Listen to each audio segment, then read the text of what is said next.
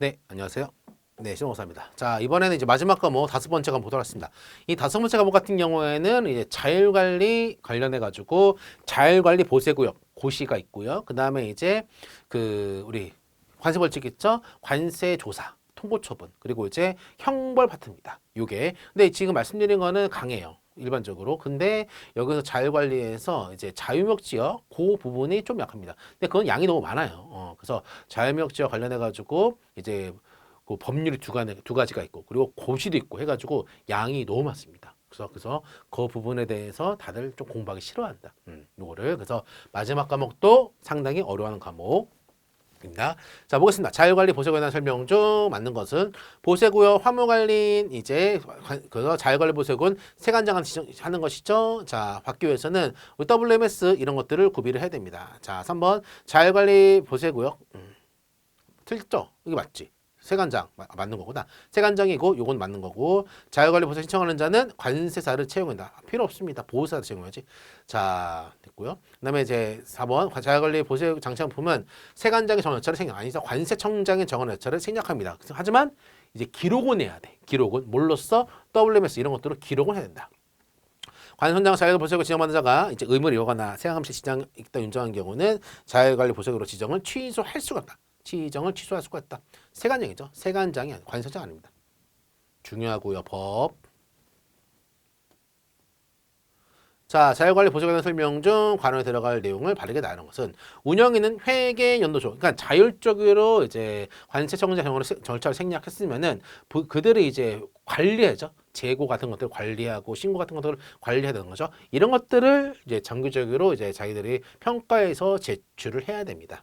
자, 그래서 이제 운영인은 회계 종료 3개월 이내에 3개월 이내에 이제 제출한다. 운영인은 화물에 대해서 장부를 이제 3년 동안 보관하게 됩니다. 3년 15일 그다음에 이제 2년. 2년이구나. 반족은 반입, 반출입, 그다음에 적자 목록, 보세 원칙은 2년이죠. 2년을 보관한다. 자율관리 보세구 의무에 대한 설명으로 틀린 것은 자 운영인은 보호세사를 상주 근무한다 맞고요. 운영인은 보호 상주 근무자 한 보호사가 출장 가는 경우에는 보호세를 대체하는 인력을 세관장한테 알려되죠. 운영인 등은 보호세사를 채용 등등은 관세청장 즉시 통보한다 아니죠. 세관장한테 합니다. 땡. 자 운영인 등은 관세청장 정한 절차에 따라서 보호세상 기록 관리다. 보다 생략은 하지만 기록 관리한다. 아까 말씀한 것처럼.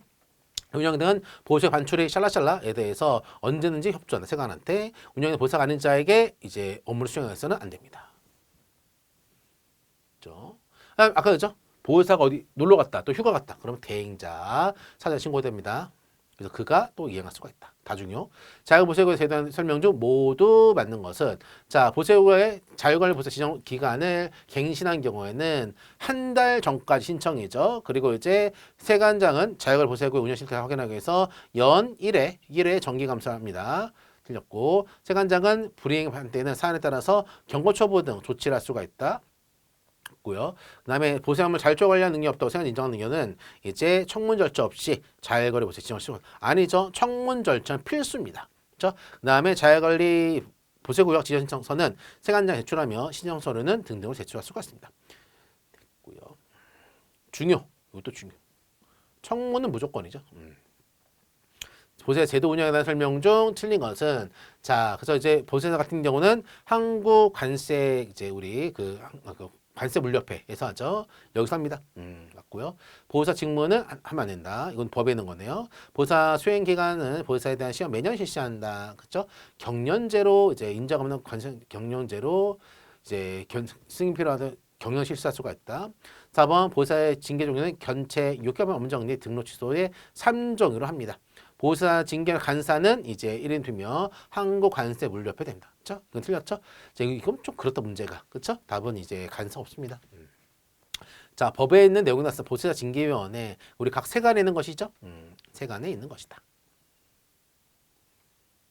심신미약, 그다음에 비위행위, 태만, 스스로 못해 먹겠다. 재척사에 해당돼도 안 했다. 그리고 압축해서 다 정리가 됐고요. 법의 내용입니다. 보호사 등록 및 취소에 대한 설명 중 맞는 것들. 보호사 등록 신청자는 이제 증명서를 첨부해서 이제 관세청장에 제출한다. 자, 그 보호사는 시험에 합격하고 일하려면 등록해야 되는 것이죠. 자, 보호사 퇴사 등등만 할 때는 전세 등록합니다. 실무는 이쪽에서 하죠. 물류표에서. 보호세 자격증을 교부받는 사람 분실 등을 한다. 그러면은 재교부해서 관세청 신청합니다.